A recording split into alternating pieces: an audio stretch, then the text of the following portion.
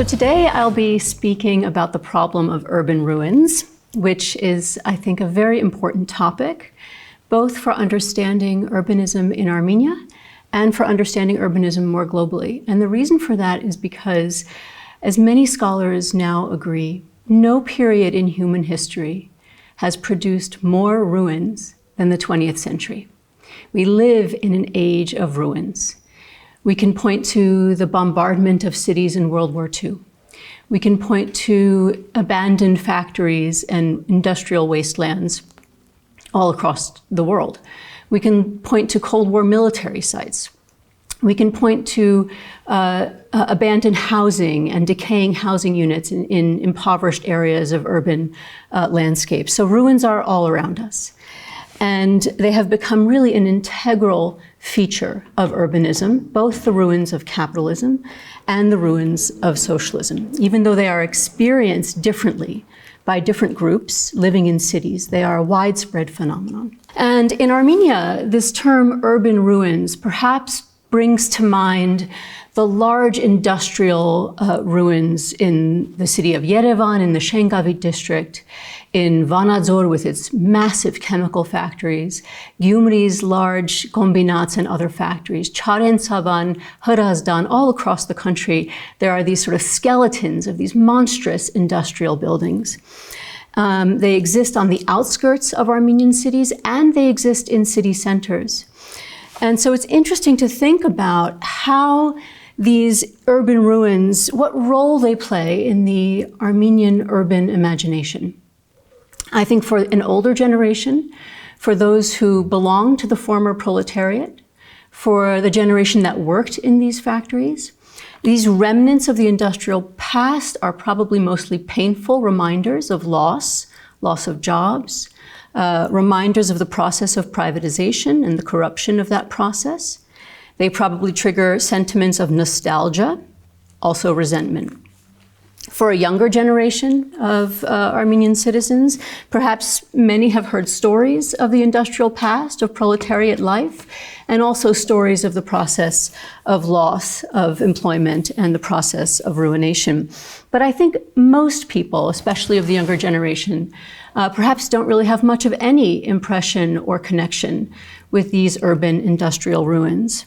Mostly these are places that people avoid. Mostly these are places that are not sort of part of the urban consciousness so much. But I actually think, and I hope I can show today, that we have a lot to learn from urban ruins, and that they can help us achieve a broader historical, cultural, and economic understanding of the processes of modernity. And so we have to figure out how to make sense of them. We have to figure out how they can be meaningful. How are they significant? What kind of values do urban ruins hold? What kind of opportunities, maybe even, do they present? And these are questions that really have not, I don't think, really been asked very much in Armenia. But of course, the Western philosophical and historical imagination has been preoccupied with the problem of ruins for a very long time. And what I show here on the slide is just a collection of some recent books on ruins that have emerged just in the last decade or so, in English primarily, but also in French and in Russian and in other languages. And all of these recent publications are telling the story of humanity's fascination with our ruins, our rubble and decay. And what these books point to is a kind of recent convergence across multiple disciplines on the problem of urban ruins: anthropology, archaeology, geography, architecture, history. This is a very multidisciplinary problematic, and scholars across many different fields have taken what some have called the turn to ruins as a central problematic of contemporary humanistic and social scientific inquiry and studies of urbanism as well. So what I'm going to do today, this is a very large field of study, but I'm going to touch on a few of the most prominent, a few of the most important approaches to ruins, to urban ruins, since the Enlightenment, and reflect on how they resonate in the Armenian context as well. So we can begin this story in the 18th century, in the middle of the Enlightenment. And I begin the story with an artist and architect named Giovanni Battista Piranesi, who will be well known to many, particularly architects and art historians, and well known especially for his remarkable etchings of the city of Rome. Piranesi had a great appreciation for ruins and especially for urban ruins. And as you can see with this example that I show here, his depictions of Roman ruins always had this sort of exaggerated grandeur. They were shown as almost in an artificial way, as enormous, much larger by scale than they actually were. So they have this magnificence about them is one quality, and also they almost always show vegetation and nature reclaiming the ruins of the Roman past. So you see plants enveloping and swallowing the buildings in his etchings. And some scholars of Piranesi, for instance, one named Andreas Huyssen, has argued that Piranesi is actually offering, in his etchings of Rome, a commentary on modernity, even though the etchings are about ancient Roman sites, that this is actually providing a kind of dark view of modernity. So here we have to remember that we're in the middle of the Enlightenment, where there's this intense faith in progress and an intense belief in the possibility of moral improvement. When you look at Piranesi's etchings of urban ruins, Roman ruins, that's not the message that they convey. They don't tell a story of progress. They don't tell a story of improvement. Instead, there are two other elements to Piranesi's etchings. One lesson that scholars have read into these depictions of urban ruins is that the present is always transitory. Just like Rome fell, the modern world will fall. The fall of civilization is sort of an inevitability. So the present is as fleeting as the past. The second message of these etchings that some have read into them is that Piranesi is sending the message that the present will always be in the shadow of this more magnificent and glorious Roman past. Architectural decay and societal decay are linked to one another, they are inseparable from one another, and they are inevitable. This is a very dark view of modernity for the middle of the 18th century. And many people see Piranesi as sort of the beginning of the story of our reflection and our meditation on ruins and what they tell us about modernity. So let's quickly move forward a bit to the present and think about what the legacy of Piranesi has been in the modern era. Today, the artistic depiction of urban ruins primarily takes the form of photography.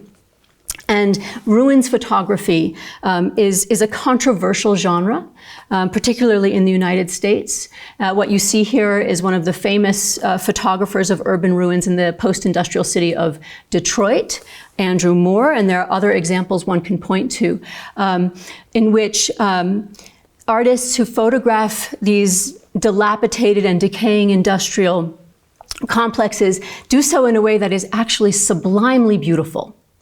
And this is part of why ruins photography, urban ruins photography, is a bit controversial in the United States, because it aestheticizes industrial ruins, makes them something beautiful, makes them something appealing, and in the process can obscure some of the inequalities, in the case of Detroit, the racial inequalities, and some of the pain that deindustrialization causes. So it's a controversial but very widespread genre of urban ruins representation, even here in Armenia, for example. Not so widespread, but in this slide here, I show a few examples of ruins photography in the Armenian context that centers on, in particular, industrial contexts. Here we see an installation by Vahran Aghasyan, dated to 2005, called Ghost Cities, that is a reflection on urban abandonment and urban degradation. In 2011, the curator Vigen Galistyan curated an exhibit called Industrial Symphony at the Armenian Center of Contemporary Experimental Art, which you see here, that also used photography of industrial ruins to reflect on post-utopian context, post-industrial context, and sort of conjure this sort of imagination of ruins.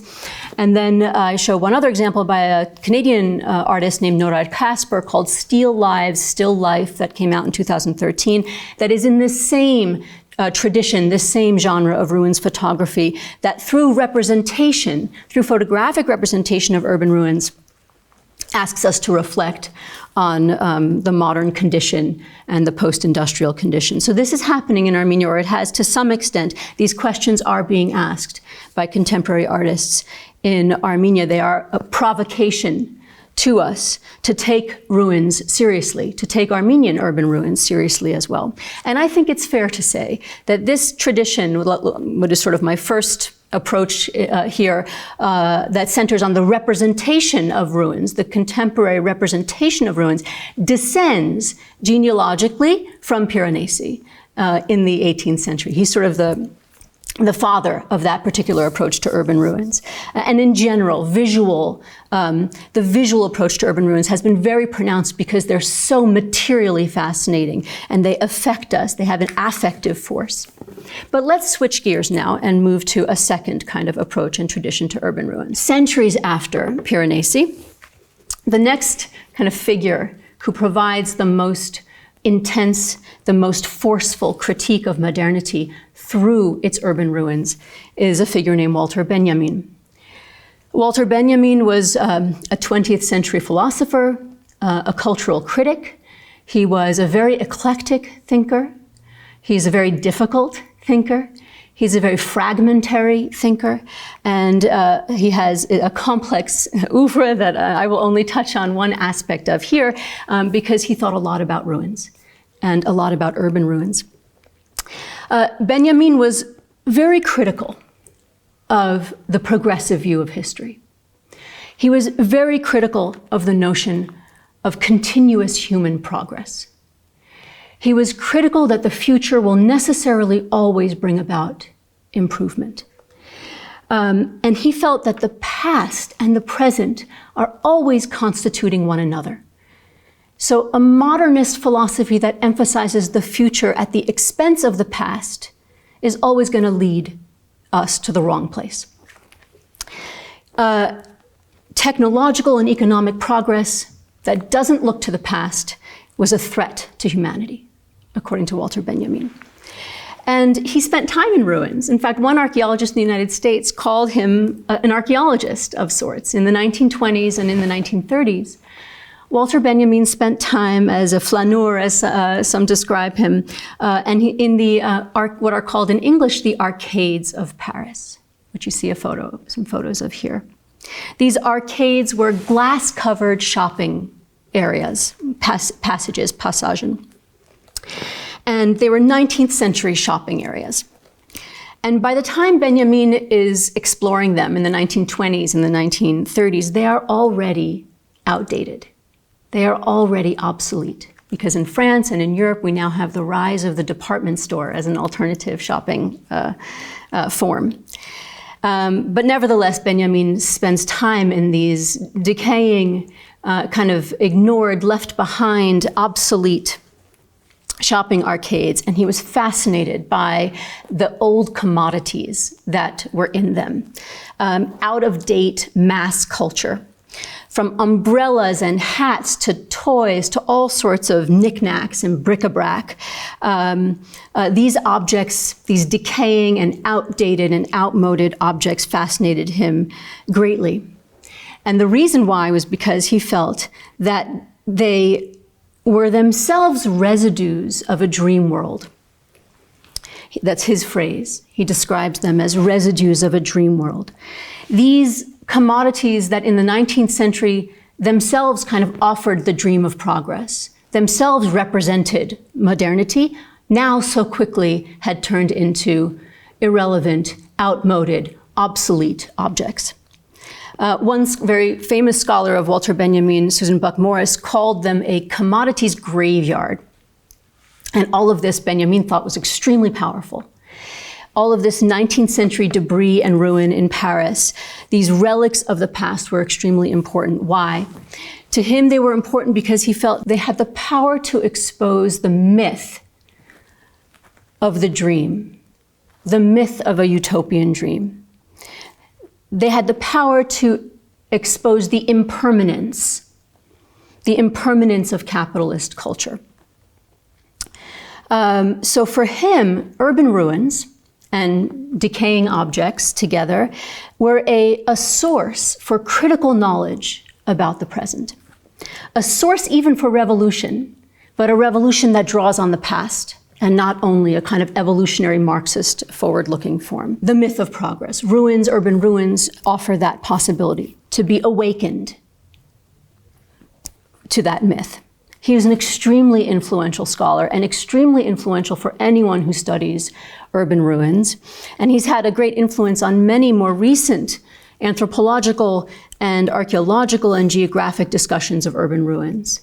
Many have seen it kind of influenced by Benjamin, have explored urban ruins in places like the United Kingdom, for example, industrial ruins, and almost romantically seen them as places where an alternative to the logics of capital are offered, where the experience of space is less regulated than the experience of space in the capitalist city, where the experience of material culture is less oppressively framed by the capitalist insistence on the new, always needing the new thing, always, and rendering earlier commodities obsolete. Ruins are a place where you don't necessarily have to buy in to that ideology of the new, to that ideology of order and regulated space. It's a very Benjaminian way to turn to ruins, to think about urban ruins as kind of an alternative space to be inspired or to discover or to even just conjure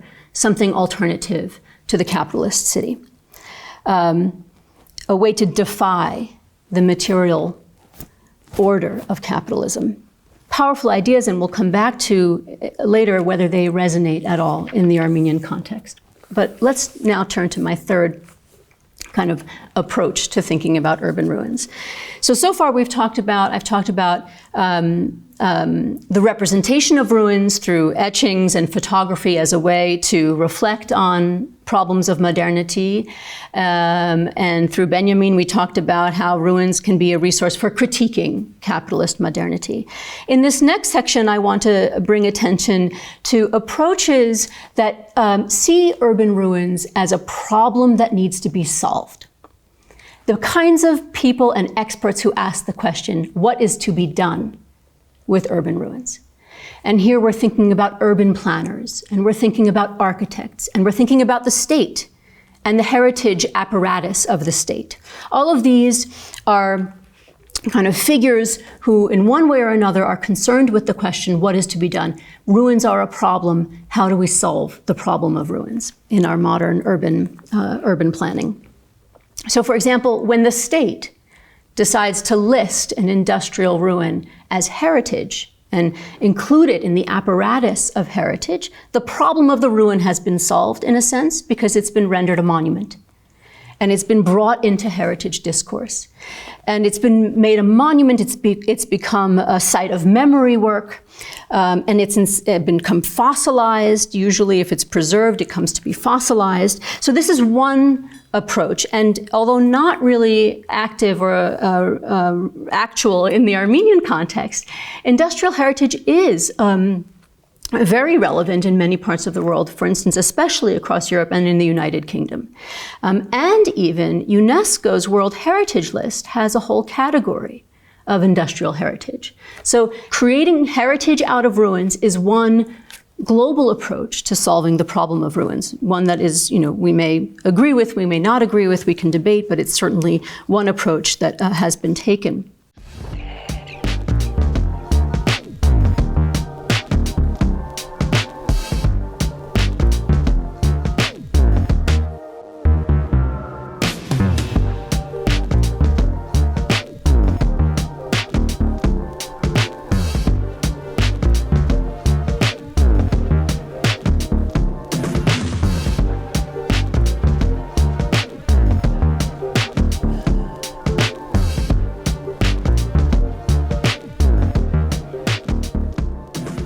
Another way of sort of problem-solving ruins or addressing ruins as a problem emerges from architecture. And here we're thinking about architectural redesign, the reimagination of ruin space, the transformation and reuse of urban ruins. And there are many, many examples one can point to where we see this kind of architectural intervention to reimagine, redesign, and reuse what was industrial urban ruins, and not only industrial urban ruins. Here I show just one very well-known example from Germany, the Landschaft Park in Duisburg Nord, where architects have transformed a steel and coal producing plant into a public park. And as you can see from these photographs, this is a place that's meant to be visited. The public can come, they can, various activities, events are held here, there's some gardens. And in general, the point is to bring the public to the urban ruin so that they can learn about the industrial past and not just avoid it or not just reject it. That doesn't mean ignoring its destructive effects, especially its environmental effects, but the point is to raise awareness and to transform these into public spaces. And this is a good example of that, where urban ruins are transformed into public spaces. More often, perhaps, the problem of ruins is solved by the market and solved through business. And here we can point to a number of examples even here in Armenia. So here you see, for example, the Eurasian International University in Raykom in Arabkir. And this is actually a building that was formerly a relay գործարան. It was a relay factory, and the owner the current owner, who is not the first owner, transformed the abandoned building into a university. So in this case, development is driving the problem of solving ruins for an educational purpose here. I'll show just one other example. What you see here is an original facade and some of the interior of what was the Yerevan electron factory near Kino Rossiya, which is in the process of being transformed into an IT space and an event space. So here you see on the right some of the interior in the process of being renovated. And here on this next slide you see some of these IT spaces that define this new transformed urban ruin. What's interesting about Electron Gortsaran is that, as you can sort of get a sense from this slide, the owner has kept some of the original features of the building. There is here, in this particular case, an interest in retaining something of the atmosphere of the industrial past.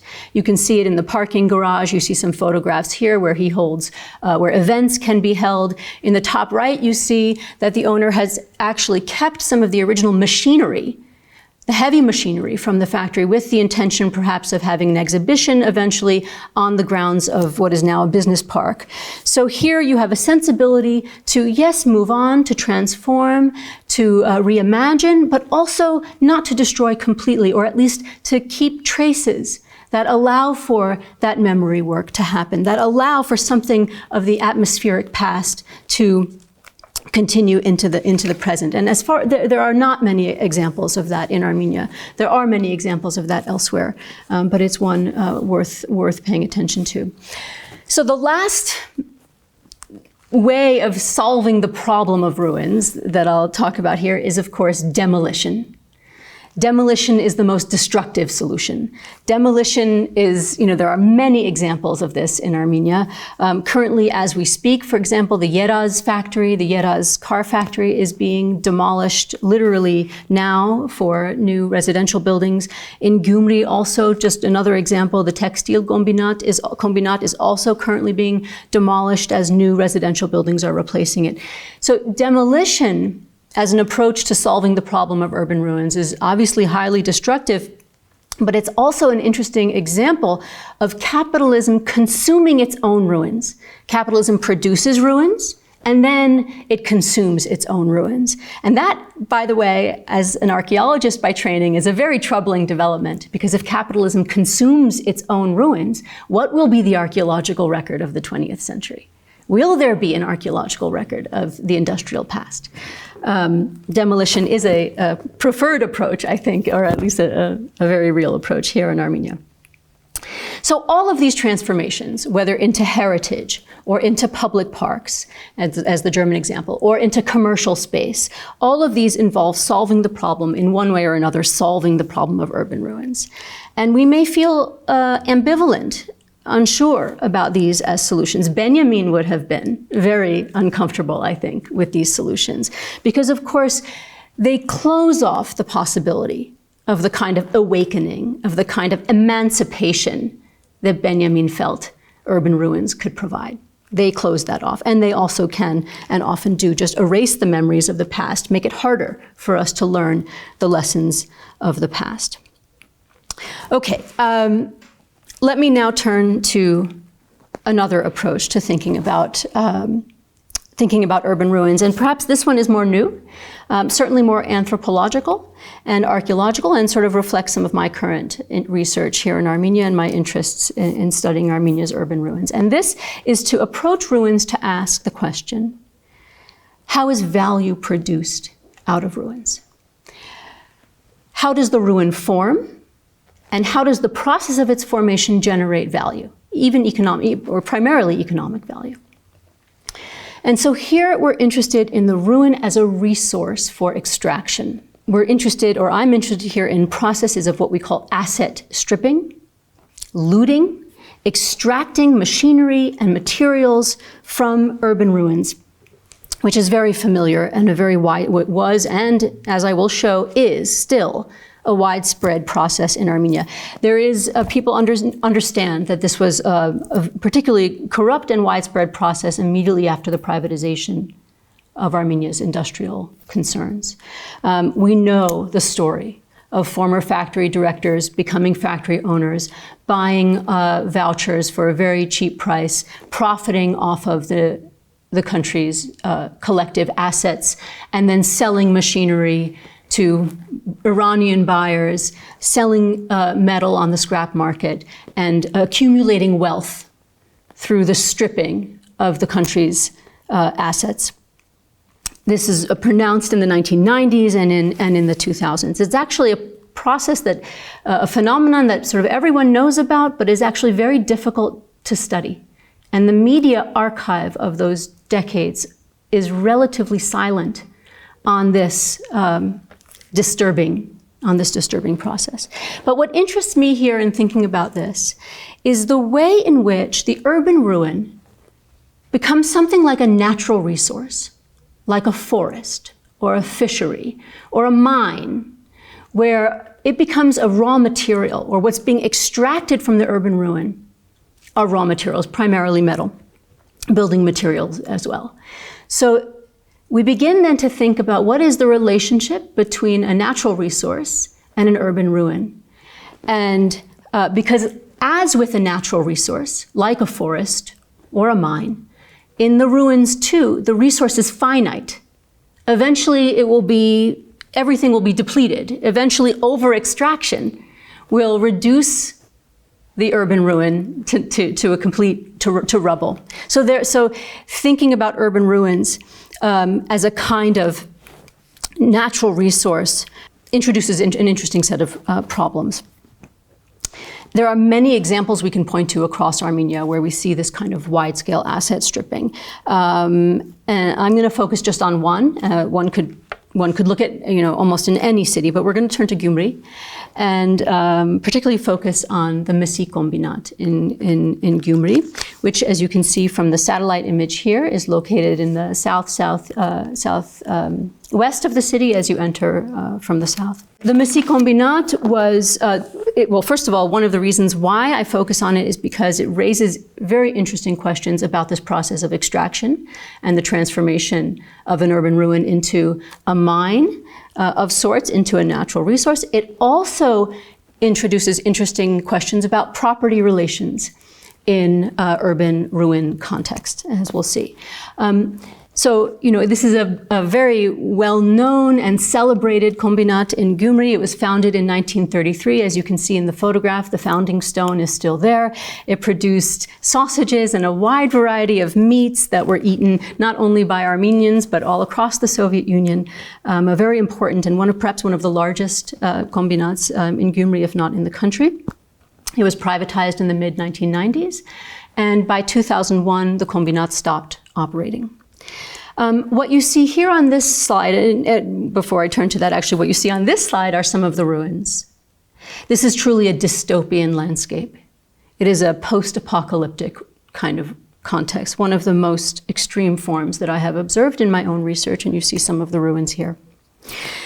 What you see in this slide is I have mapped the original structures of the kombinat in the blue rectangles that you see, more than 20 or so buildings. This satellite image shows the condition of the kombinat in 2002, right after it was closed and operation ceased. And as you can see, most of the buildings are still intact. The roofs are in place, the walls are in place. There's a little bit in the southwestern portion of the grounds of the territory of the factory that it seems some stripping, some looting has already begun. But for the most part, in 2002, the factory is still intact. This next satellite image is 20 years later, in 2022, this year, actually. And as you can see, and the condition has changed dramatically. Almost all of the buildings have been reduced to rubble.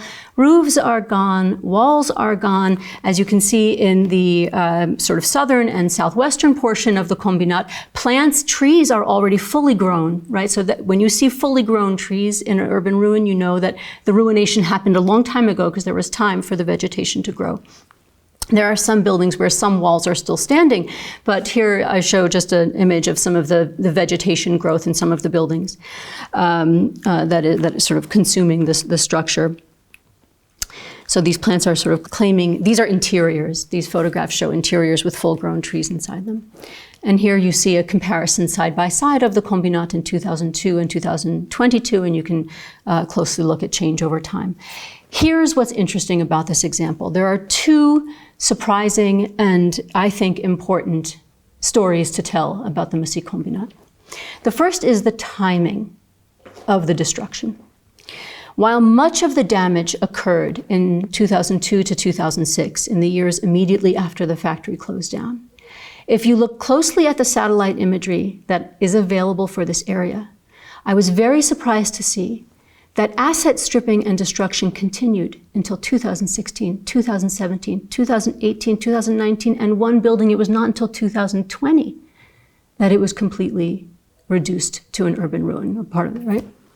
This surprised me because we think of this as a problem of the transition years. We think of this looting as a sort of the immediate aftershock of privatization in this sort of unregulated, highly kind of abnormal phase of capitalist transition. But no, the Misi kombinat sort of alerts us to the fact that this process of asset stripping, of extracting value from these urban mines, is a systemic feature of capitalist operation here. It's not some abnormal exception of those transition years, at least this example, and I think there are a few other examples that point to that as well. This is not some exceptional asset stripping and extracting value from the materials in an urban ruin is not some exceptional feature of dysfunctional capitalism. It is part of its systemic operation. So that's one interesting lesson of this work, I should just note, is very new. It's something that I'm just working on now. The second lesson, the second interesting finding from the Misi kombinat in Gyumri has to do with property relations. The territory was privatized. After, as I said, it was privatized in the mid-90s. And so, it is private property. But I've spent a lot of time at this kombinat, and I know I'm not the only one. And what's interesting is that property rights are not asserted. Anyone can come in here. That's not true for most or many of Armenia's factories. In most cases, even ruined factories, property rights are asserted vigorously with gates and dogs and guards and cameras. There's a whole kind of apparatus of exercising those property rights. But in this example and others, the property rights are not exercised, and there's this quality of openness to the ruin. I have done ethnography with some of the former workers of the Misikombinat who live in the buildings immediately around the now ruined factory. And of course, they're very upset by the plunder of their kombinat. Of course, they're very resentful of the process of its demise. They're very nostalgic, critically nostalgic for the past. But what's interesting is that people I have spoken to insist that the territory of the kombinat is ander. It has no owner. But of course, it can't have no owner, and it does have an owner. But it's perceived as a commons. It's perceived as a commons, not as private property. And it acts, I think, to an extent as a commons. In fact, workers have told me, go and take whatever you want from the factory. Of course, I don't need anything from the factory, but there is this sense that anyone who wants can come in, and that people do, that it's not just the official owners who extract value from this urban ruin. It's of course impossible for us to know who are the agents behind the stripping of assets. And I suspect it's a combination of the legitimate private owners and members of just the general public over the course of 20 years. We have to remember this is an ongoing process. What's interesting here is to think about what kind of property is this? Is this private property? Or is it a commons in the way we think of other forms of communal space and resource? It's enclosed, but it's not fully enclosed. That is, it's enclosed, it's private property, so conceptually it's enclosed, legally it's enclosed, but practically it's weakly enclosed, it's porous. But it's not fully a commons either, because the people who extract wealth or benefit from it only produce ruin and no collective community benefit. A commons should benefit a community, and that's not operative here. So what is the property relation here? How are we to understand this enclosure that's porous, but private property that's very weakly asserted? And what can it teach us? What can that kind of ambiguous condition of property teach us about property relations in urban ruins and in general? So that just gives you a sense of some of the more anthropological and archaeological, I think, also questions that we can put to urban ruins. So let me just conclude with a few final thoughts. I began visiting factories in Armenia in 2017. Because as an archaeologist, as I said, I was interested in understanding how the archaeological record of the 20th century is forming. What are the forces creating ruins? How, if at all, can they be meaningful? And what kinds of values can be created in ruins? And I've spent time in many factories, in Yerevan, in Gyumri, in Vanadzor, in Charentsavan, in Nijevan, in Yeregnadzor.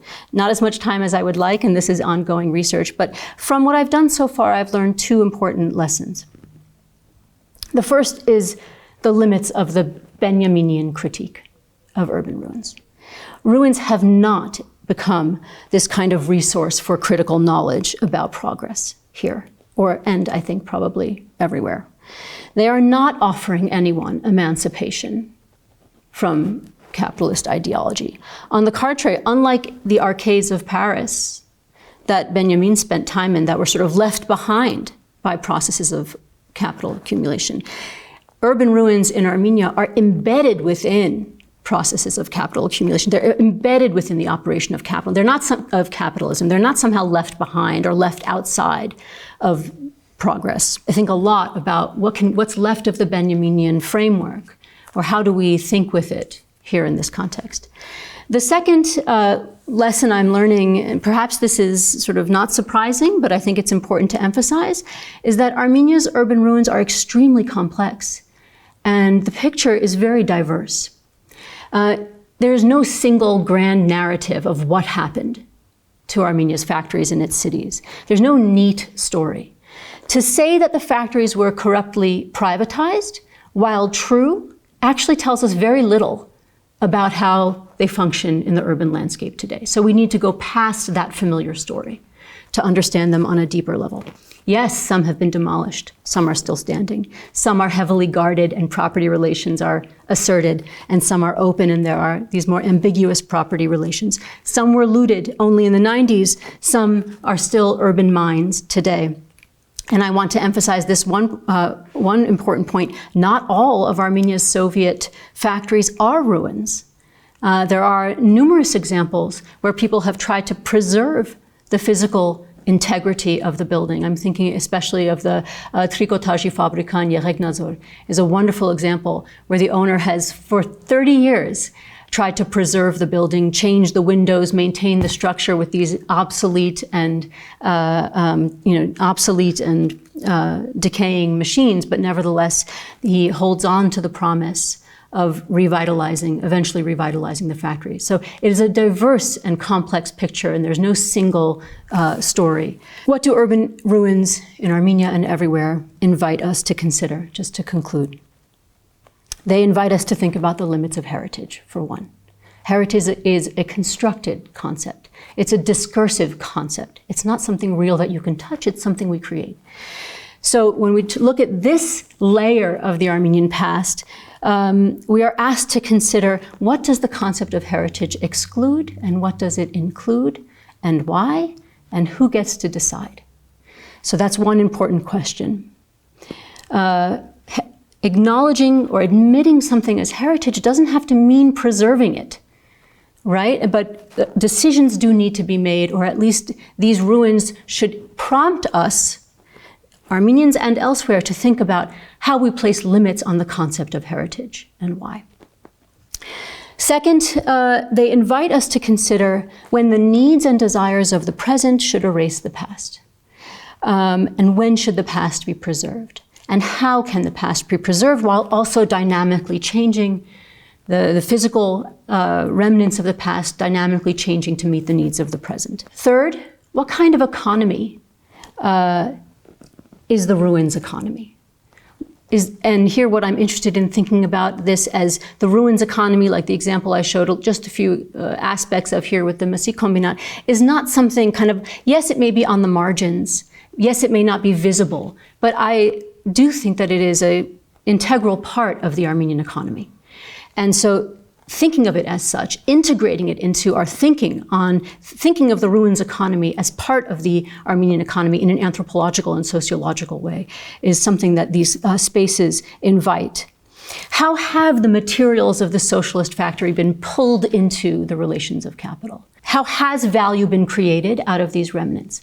Are there any limits on that kind of overwhelming process of wealth accumulation? Are there any limits on capitalism's ability to consume the past? Ruins pose that question. In work that I don't have time to discuss today, I have suggested that there are minuscule, small but important ways in which economic activities that take place in urban ruins place some limits or some conditions on capitalist form. These are all open questions. I think they are illuminating questions, and I think that they are important ones to ask. And I also think that they can only be addressed interdisciplinarily. We need all of our faculties and all of our disciplines, anthropology and economics and architecture, art history, philosophy, even literary studies, to come to terms with the ruins that we in the 20th century create. Thank you very much.